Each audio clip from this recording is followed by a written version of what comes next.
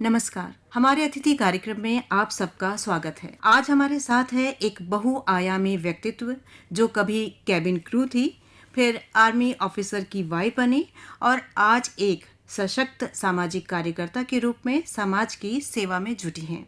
स्वागत करते हैं हम रूपाली गायकवाड़ जी का आकाशवाणी के स्टूडियो में। नमस्कार रूपाली जी। नमस्कार, आपका बहुत बहुत धन्यवाद, आपने मुझे यहाँ बुलाया। रूपाली जी, एक तरफ तो आप प्रतिभाओं को मंच दे रही हैं और दूसरी तरफ जो समाज के जो निम्न तबका है, हाशिए पे रहने वाले लोग हैं, उनके उत्थान के लिए, उनको आत्मनिर्भर बनाने के लिए, उनकी आर्थिक स्थिति सुधारने के लिए भी बहुत से काम आप कर रही हैं। तो इन सब पहलुओं पर भी हम बात करेंगे, लेकिन क्यों ना पहले आरंभ से ही आरंभ करते हैं। भारत के किस स्थान की आप रहने वाली हैं और बचपन कैसा रहा, उसके बारे में बताइए। जरूर।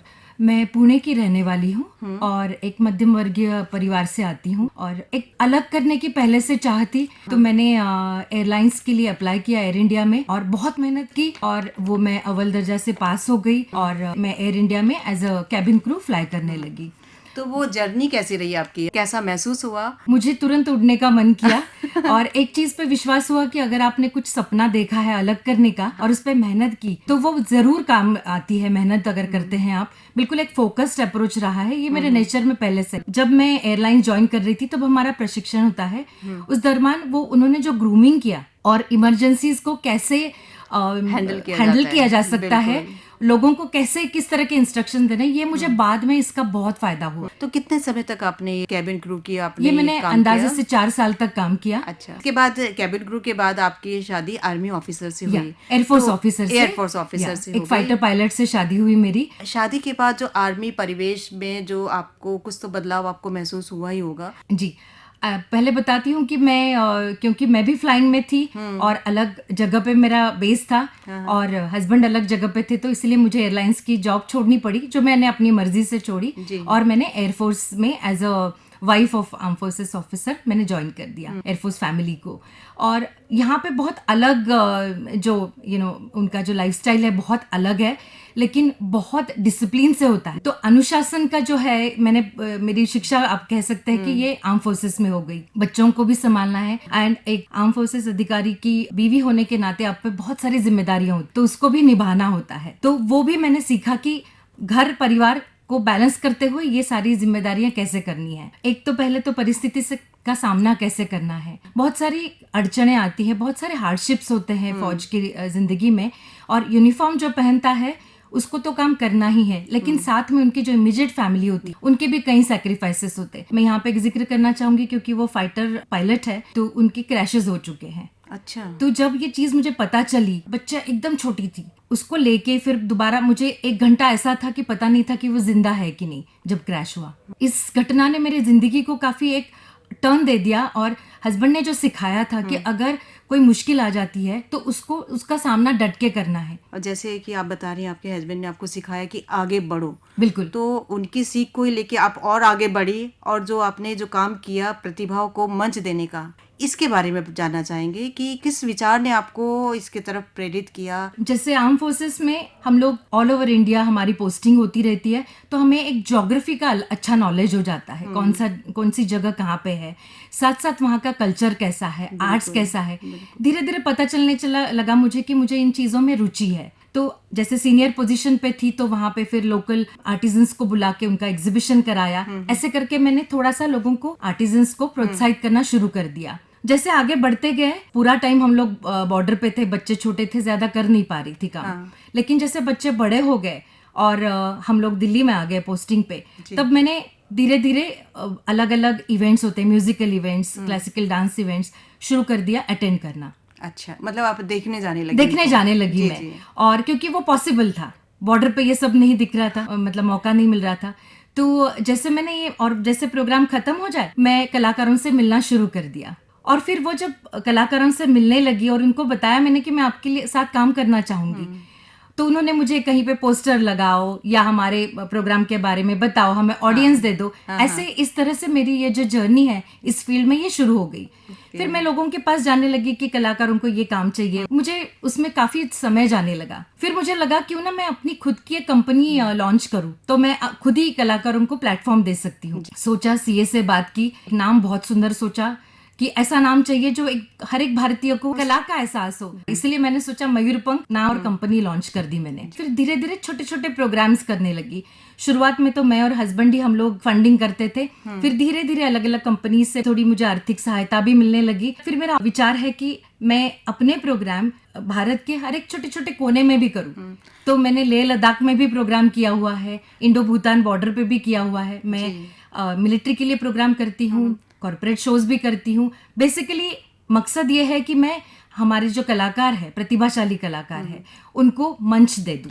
तो ये पूछना चाहेंगे रूपाली जी आपसे कि इस पे जो मंच आप दे रही हैं तो किस तरह की प्रतिभा है? मेरे इस काम के कारण मैं ऑल ओवर इंडिया घूमती रहती हूँ, काफी ट्रैवल करती रहती हूँ और उसमें मैं प्रतिभाओं को आइडेंटिफाई करती हूँ। तो सबसे पहले ये रहता है कि अगर गायन की बात करें तो क्लासिकल सिंगिंग की बैकग्राउंड बहुत जरूरी है प्रॉपर, क्योंकि कई सारे लोग आते हैं मेरे पास कि हम अच्छा गाते हैं, मेरा बच्चा अच्छा गाता है, लेकिन जब मैं सुनती हूँ तो वो अप टू द मार्क नहीं होता है। मैं हमेशा कोशिश करती हूँ कि जिनका शास्त्रीय गायन का बैकग्राउंड हो, जिन्होंने अच्छे से सीखा हुआ हो, तो हम लोग जनरली सोचते हैं, देखते हैं इनको और फिर परख के हम लोग उसके बाद उनको मौका देते हैं दैट वे। इसी तरह शास्त्रीय नृत्य का भी है। कई सारे शास्त्रीय नृत्यांगनाएं हैं जो मेरे साथ काम करती हैं अलग अलग मंच पे, और मुझे लगता है कि हमारा जो देश है वो ये खजाना है। नृत्य, शास्त्रीय नृत्य हो गया, गायन हो गया, अलग अलग तरह का गायन है, तो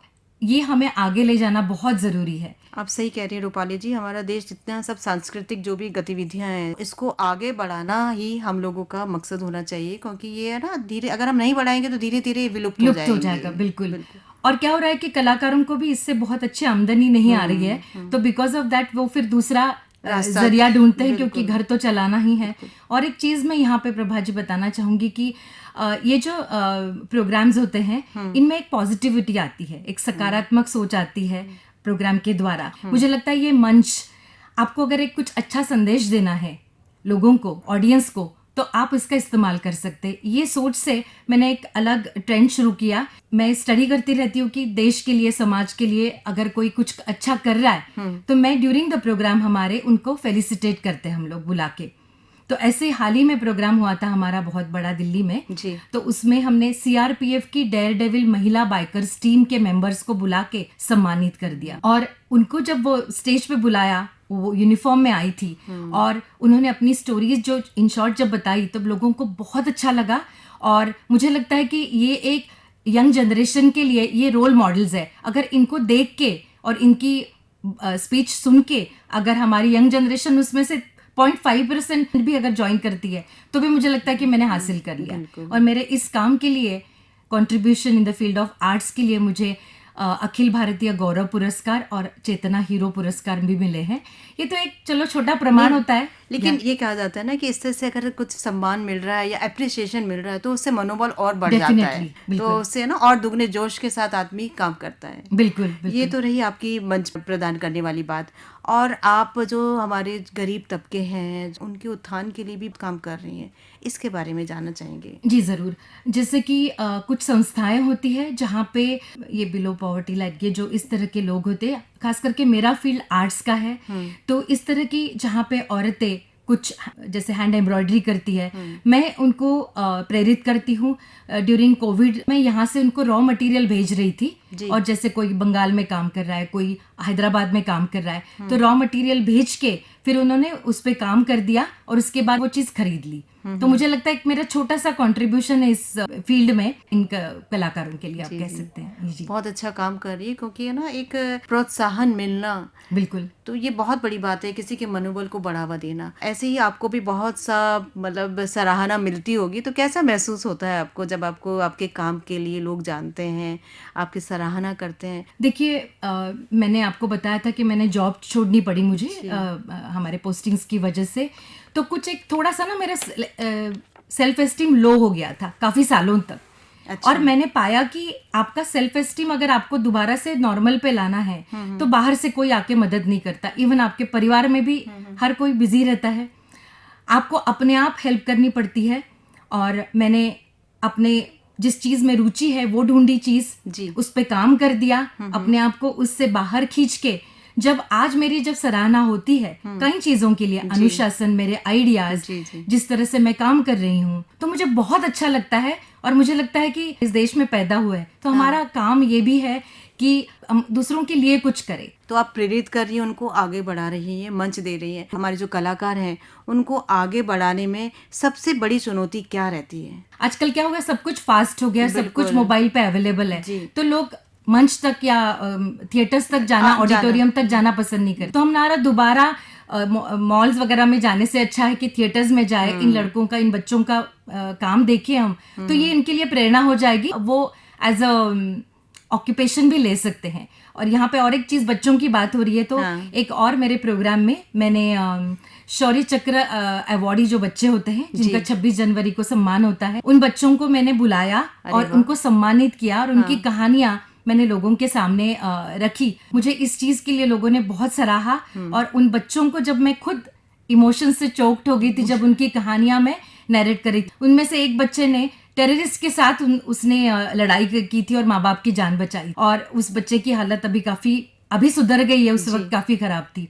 तो मुझे लगता है कि अगर मेरा छोटा सा ये कंट्रीब्यूशन है कि मैं अगर मंच भी दे सकती हूँ ऐसे लोगों का काम दुनिया के सामने लाने में, तो मुझे लगता है मेरा जीवन सफल हो गया। और ये सब करते हुए मेरे पति एयर कोमोडोर गायकवाड़, मेरी बच्चियां रिंचिन शोंगलिन बहुत सपोर्ट करते हैं। सपोर्ट इन द सेंस कि जैसे अगर मैं कोई, मेरे दिमाग में संकल्पना हो तो कई बार खुद ही को लगता है कि ये पॉसिबल नहीं है, तो हमेशा ये रहता है कि करो, तुम करो, हम लोग साथ में हैं। तो उस पे जो काम करना होता है, अलग अलग स्टेप्स पे काम करना होता है, तो उस पे पूरा हर सहयोग होता है। Mayurpankh events is a one woman army, हर एक पहलू पे मैं काम करती हूँ। परिकल्पना, स्पॉन्सर से मिलना, उनसे सपोर्ट लेना से लेके पूरा जो एग्जीक्यूशन होता है प्रोग्राम, अगर एलईडी वॉल है तो उस पे क्या क्या कब कब दिखाना चाहिए, तो मैं पूरा जो कुछ महीने होते हैं मैं उसी में डूब जाती हूँ। तो ऐसे वक्त में परिवार का सपोर्ट बहुत काम, तो मैं सारे जो परिवार वालों को भी कहूंगी कि आपके घर में जो स्पेशली जो माँ है उसमें बहुत प्रतिभा होती है, आप उनको पहचानिए और आप उनको सपोर्ट कीजिए।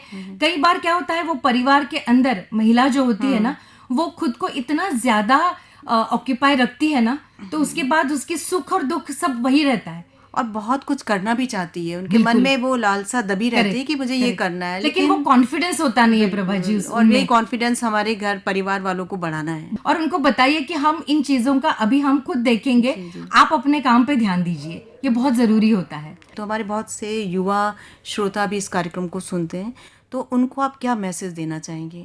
देखिए, फोकस्ड अप्रोच बहुत जरूरी है जिंदगी में। हमारे मन में कई सारी चीजें, कई सारे सपने आते हैं, लेकिन उनकी प्रैक्टिकलिटी देखनी चाहिए। और अगर मुझे, जैसे कि एग्जांपल दे रही हूँ कि फौज ज्वाइन करनी है, कई सारे बच्चे हमें मिल, अगर आपको वो ज्वाइन करनी है उसके लिए क्या तैयारी करनी है, तो ये चौथी 5वीं स्टैंडर्ड से ही शुरू, आपका फिजिकल स्टेमिना, आपका जनरल नॉलेज, एप्टीट्यूड टेस्ट, ये सारा तब से शुरू करना बहुत जरूरी है।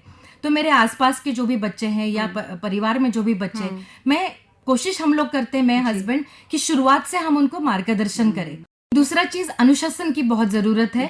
जैसे कि शुरुआत से स्ट्रिक्ट रहना माँ बाप ने बहुत जरूरी है कि मोबाइल बच्चा छोड़ ही नहीं रहा है, कैसे नहीं छोड़ रहा है, घर में अनुशासन, डिसिप्लिन माँ बाप ने रखना बहुत जरूरी है। फोकस्ड अप्रोच, ये डिसिप्लिन, और तीसरा बैलेंस। अगर आप कोई चीज करना चाह रहे हो तो आप अपना संसार, गृहस्थी, वो और ये चीज दोनों को संभाल के कीजिए, किसी भी एक चीज में बहते मत जाइए। बहुत सही कहा आपने रूपाली जी कि बैलेंस बहुत ज़रूरी है, क्योंकि कोई चीज़ बहुत अति में करना या बहुत कम करना भी नुकसानदेह होता है। तो हमें हर चीज़ बराबर और अपने हिसाब से, क्या आप करना चाहते हैं, किस चीज़ में आपको लग रहा है कि मैं आगे बढ़ सकता हूँ। तो आपसे बात करके बहुत अच्छा लगा रूपाली जी। आप एक समाज सेविका, कला की पारखी हैं और प्रेरणा स्रोत हैं, बहुत काम कर रही हैं। तो हम आशा करते हैं इसी तरह से आप और आगे काम करती रहें, जो प्रतिभाएं हैं उनको मंच दें। आपको आगे के लिए बहुत बहुत शुभकामनाएं। आप कार्यक्रम में आए, आपका बहुत बहुत धन्यवाद। मुझे यहाँ बुलाने के लिए, मेरे विचार सुनने के लिए और लोगों तक पहुँचाने के लिए आपका और आकाशवाणी का मन से धन्यवाद।